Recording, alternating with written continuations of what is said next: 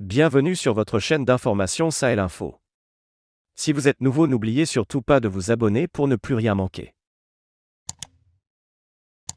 La CEDEAO, organisation qui a normalement la vocation à contribuer et soutenir la prospérité des pays membres, a récemment pris une mesure draconienne contre l'un des membres fondateurs. Le Mali a, en effet, été soumis à un embargo de la part d'une organisation dont il a posé les premières pierres. À ce jour, sous le poids des sanctions imposées, l'État malien est acclamé, ci et là, pour la résilience dont il fait preuve au quotidien. On a constaté une augmentation des prix des denrées de première nécessité et un ralentissement de l'économie nationale. Les secteurs d'exportation, le coton notamment, auraient pu être en péril si la Mauritanie n'avait pas ouvert ses frontières. Mais avec les tensions actuelles entre les deux pays, à cause des accusations d'exactions qu'auraient commis les militaires maliens contre les civils mauritaniens, risque d'affecter ce partenariat. Fort heureusement, les deux pays ont privilégié la voie de la raison, le Mali ayant promis des enquêtes. S'agissant des sanctions imposées au Mali, les voisins ont pu constater qu'elles affectaient durement le commerce intracommunautaire au point que les décideurs de l'organisation sous-régionale questionnent l'utilité de cette mesure qui n'a pas eu les effets escomptés. En effet, l'embargo visait à contraindre le peuple malien à dénoncer les autorités de la transition afin qu'elles forcent le retour à l'ordre constitutionnel.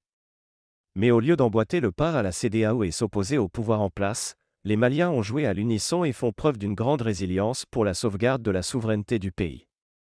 Finalement, on se retrouve dans la situation de l'arroseur arrosé. La CEDEAO, qui était dans son rôle en exigeant l'organisation des élections transparentes, risque de perdre la face et toute crédibilité si la situation perdure.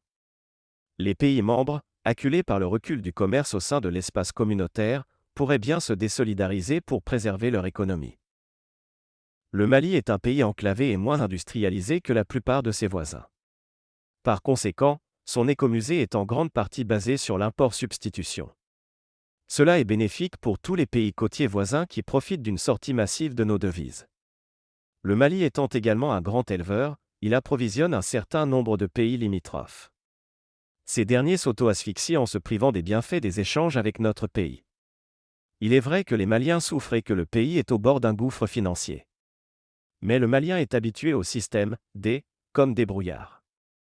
Il pourrait bien s'habituer à la situation et cela remettrait en cause toute possibilité de pression sur les autorités de la transition et donc retarder le retour à l'ordre constitutionnel. En conclusion, cette situation de l'arroseur arrosé pourrait bien s'enliser. La CEDEAO, ayant tressé la corde qui servira à se pendre, serait contrainte d'accélérer le processus de négociation.